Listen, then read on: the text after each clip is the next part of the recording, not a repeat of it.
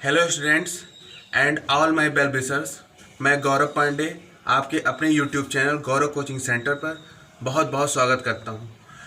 आपने ट्रिग्नोमेट्री की 2 सीरीज़ देखी और काफ़ी उसे पसंद किया और आपके ही फरमाइश पर मैं तीसरे पार्ट को लेकर हाजिर हुआ। इस पार्ट में आप ट्रिकी तरीके से ट्रिग्नोमेट्रिकल वैल्यूज़ को पढ़ेंगे और उसे इस प्रकार से याद कर लेंगे कि हमेशा के लिए ये सारे वैल्यूज़ आपको याद हो जाए। अगर ये वैल्यूज़ याद हैं तो ये जान लीजिए कि जहाँ भी इसके क्वेश्चंस आएंगे आप 2 मिनट के अंदर में इसके क्वेश्चंस को सॉल्व कर लेंगे। इस पे बेस्ड आपके बोर्ड में भी काफ़ी क्वेश्चन आपको मिलते रहते हैं। तो चलिए शुरू करते हैं आज का वीडियो। ये रेशियोज है जो हमने 6 रेशियोज पढ़े थे, sine cos tan cot sec cosec जो हमने पढ़ा था, उन रेशियोज को मैंने साइड में लिख लिया। और देखिए याद करने का बहुत ही सिंपल तरीका है, सिर्फ हमें साइन के वैल्यू पर ध्यान देना है। अगर हम साइन की वैल्यू पर ध्यान दे देंगे तो ये पूरी वैल्यूज़ याद हो जाएंगी। तो साइन की वैल्यू 5 पर डिपेंड है और वो कितने कितने डिग्री पर हमें याद करना है, तो वो डिग्री याद होना चाहिए। 0 डिग्री पहला होना चाहिए, दूसरा 30 डिग्री, फिर 45 डिग्री, फिर 60 डिग्री, फिर 90 डिग्री। ये आपके 5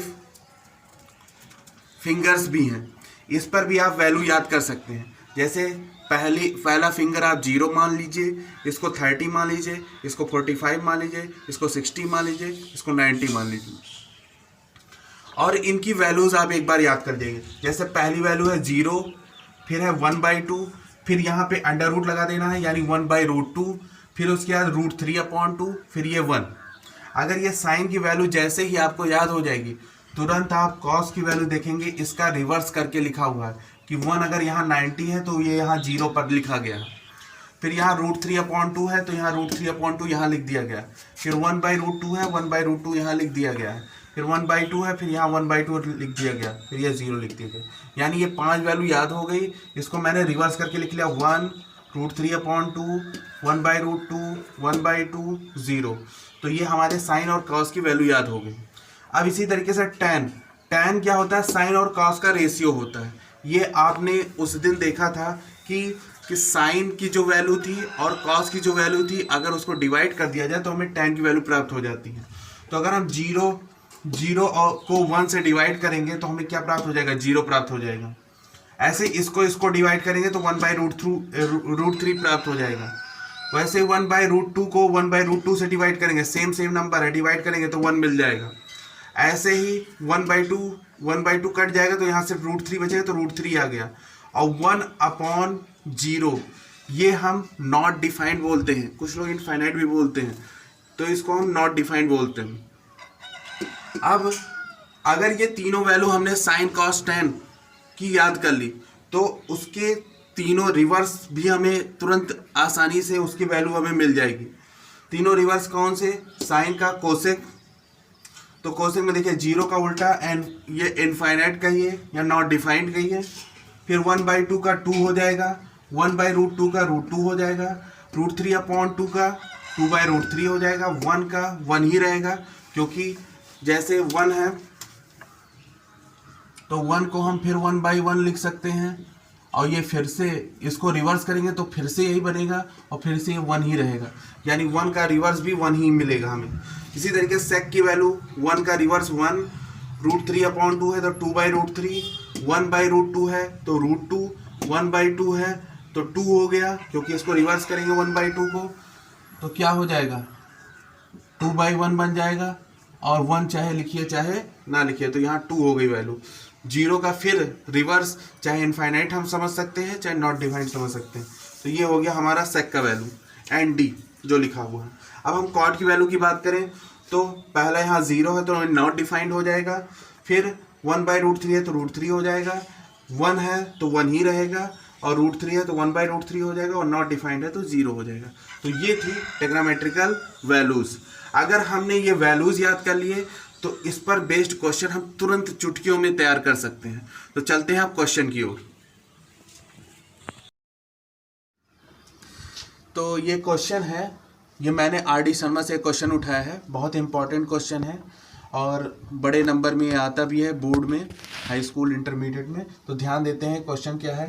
जैसे 5 sin² 30 plus cos square 45 minus 4 tan square 30 upon 2 sine 30 into cos 30 plus tan 45। Evaluate करना है यानी मान निकालना है। तो हम इसका मान निकालने के लिए एक बार फिर से रिवाइज कर लेते हैं सारी वैल्यूज़ को। और मैंने फिंगर का यूज़ करना बताना चाहा था, तो एक बार मैं फिर से बताना चाहूँगा कि इसकी वैल्यू याद कर लिए 0, 1/2, 1/√2, √3/2, 1।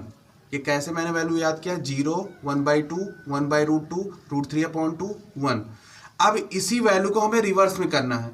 0, 1/2, 1/√2, √3/2, 1। पहले साइन के लिए सीधे चलना है, कॉस के लिए उल्टे चलना है।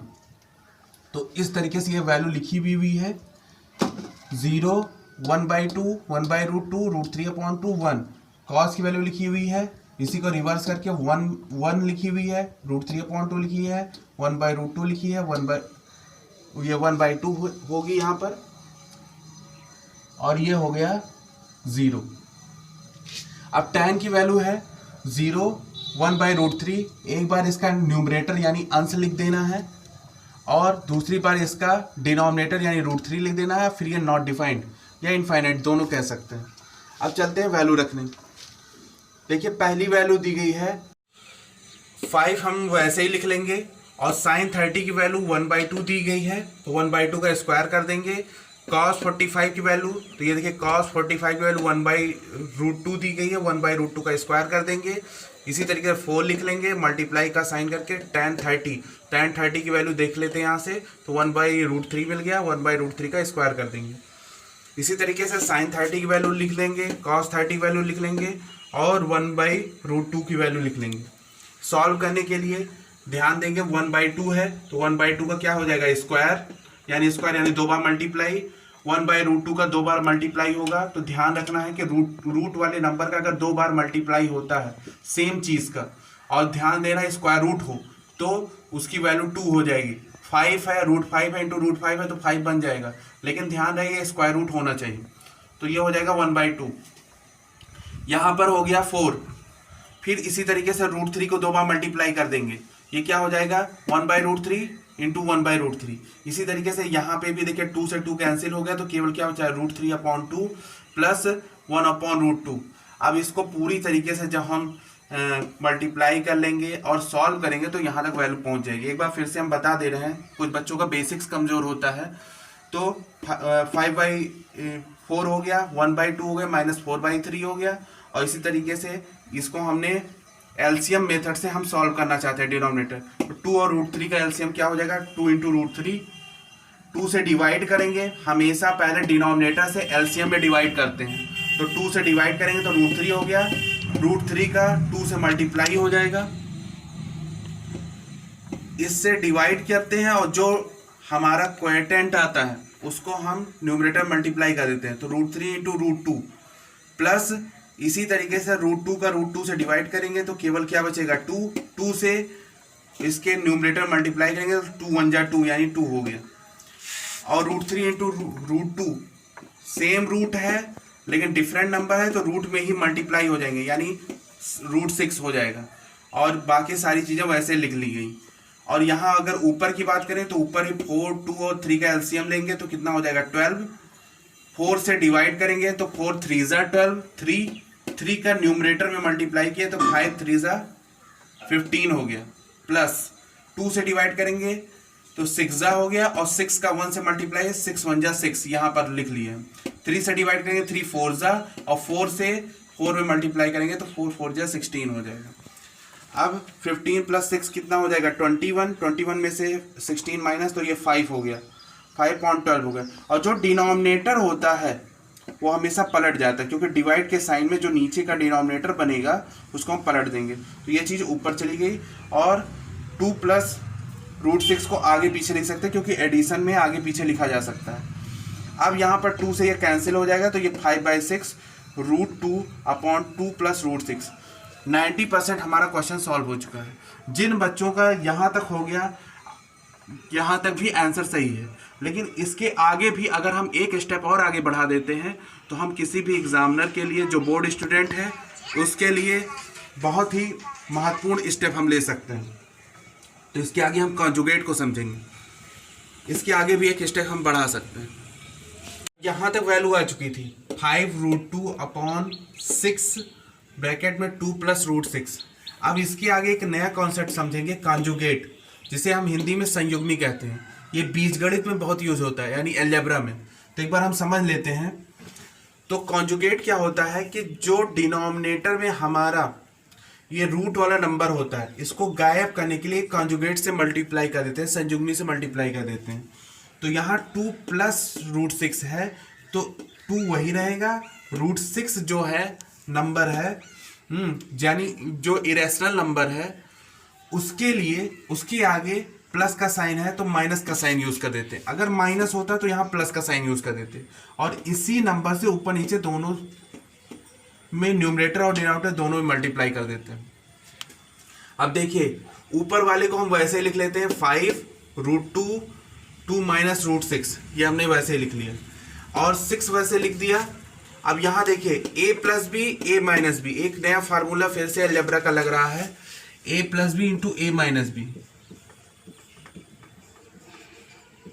क्या होता है, तो a² - b² होता है।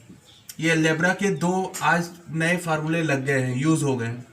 तो ये क्वेश्चन बहुत ही इंपॉर्टेंट है, बहुत ही स्पेशल है, और एक ऐसा मैंने क्वेश्चन RD शर्मा से उठाया है जो कि बोर्ड एग्जामिनेशन में बहुत इंपॉर्टेंट होता है, और इसमें आपके कई चैप्टर इन्वॉल्व हैं। मैंने आपसे कहा था ऐसा क्वेश्चन सबसे ज़्यादा इंपॉर्टेंट होता है जो कई चैप्टर को मिक्स करके होता है। तो हम आगे चलते हैं।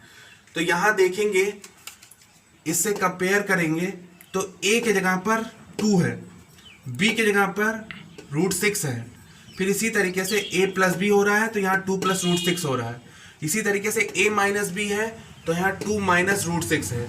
यानी कुल मिलाकर यहाँ पर ये फार्मूला बहुत ही आसानी से सेट हो सकता है।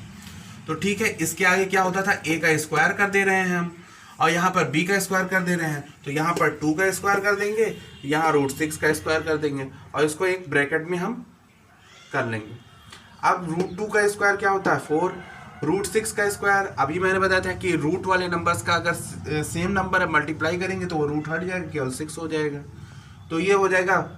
अब इसके आगे मैं यहाँ से बता रहा हूँ, तो ये 5√2 यहाँ मैंने लिख दिया, 2 - √6 वैसे लिख दिया, और 6 वैसे लिख दिए। 4 में से 6 जब माइनस हो जाएगा तो कितना आ जाएगा, -2 आ जाएगा। इन दोनों का मल्टीप्लाई हो जाएगा, क्योंकि 2 ब्रैकेट में नंबर्स बगल बगल लिखे हुए, तो इन दोनों का मल्टीप्लाई -12 हो गया, और ऊपर वाले को ऐसे ही मैंने लिख दिया। अब यहाँ पर एक चीज़ और ध्यान देने वाली बात है, सेम यहाँ तक हम पहुँच चुके हैं कि यहाँ कुछ कॉमन भी हम ले सकते हैं। क्या कॉमन ले सकते हैं, उसको हमने कॉमन यहाँ पर लिया है। ध्यान दीजिए, यहाँ 2 है, और जब हम मल्टीप्लाई किए थे तो हमने ध्यान दिया था कि 2 के अंदर √2 × √2 होता है, यानी 2 रूट होते हैं पहले से, और √6 में √3 × √2 होता है, यानी दोनों के अंदर से हम √2 को कॉमन निकाल सकते हैं। ये हमने √2 कॉमन निकाल लिया, तो यहाँ पर क्या बचेगा, √2 से हम डिवाइड करेंगे 2 में तो क्या √2 बचेगा, और √2 से √6 में डिवाइड करेंगे तो √3 बचेगा। क्यों, क्योंकि कॉमन लिए गए टर्म से ब्रैकेट के अंदर के सारे टर्म्स में डिवाइड करते हैं। अब ये 12 हो गया, √2 × √2 क्या हो गया, 2 हो गया। अब 2 से 12 में जब हम डिवाइड करेंगे तो क्या बन जाएगा, 6, और बाकी टर्म्स वैसे ही मैंने लिख दिए। अगर माइनस को हम ब्रैकेट में मल्टीप्लाई कर दें तो √2 के आगे कोई साइन नहीं है तो प्लस का साइन है, तो प्लस माइनस का मल्टीप्लाई माइनस बन जाएगा, और माइनस को हमने पीछे लिख दिया। और √3 में मल्टीप्लाई कर देंगे तो माइनस पहले से है तो माइनस माइनस का मल्टीप्लाई प्लस हो जाएगा। इस प्रकार से क्वेश्चन कंप्लीट होता है। ये बहुत ही स्पेशल क्वेश्चन था। एक ही क्वेश्चन मैंने आपको समझाया, लेकिन इस क्वेश्चन के अंतर्गत आप लाखों सवाल लगा सकते हैं, आपका पूरा एक्सरसाइज कंप्लीट हो सकता है। और अगर आप इस बेसिक चैप्टर को अच्छे से समझना चाहते हैं, और चाहे आप एसएससी की तैयारी कर रहे हैं, चाहे किसी कंपटीशन की तैयारी कर रहे हैं जिसमें अलजेब्रा, मैथमेटिक्स, ट्रिग्नोमेट्री कुछ भी आता है, तो ये सब आपके कॉन्सेप्ट जरूर यूज़ होंगे। तो इस वीडियो को देखिए, और अगर ये वीडियो बहुत ही अच्छा लगा है तो लाइक का बटन जरूर दबा दिया करिए, और ज़्यादा ज़्यादा सब्सक्राइब करिए। और यह जो चैनल है और यह वीडियो है हर उस बच्चे तक पहुंचना चाहिए जो मैथ को काफ़ी कठिन समझता है और उसको आसानी से समझ में आ जाए। Thank you for watching this video. अगर आपने इस वीडियो को लाइक किया है तो आप इसके फर्स्ट सेकेंड पार्ट सभी पार्ट को ज़रूर देखें, और अभी तक आप आपने अगर सब्सक्राइब नहीं किया है और आप नए हैं इस चैनल पर तो प्लीज़ सब्सक्राइब कर दीजिए और बेल आइकन जरूर दबाइए। Thank you for watching.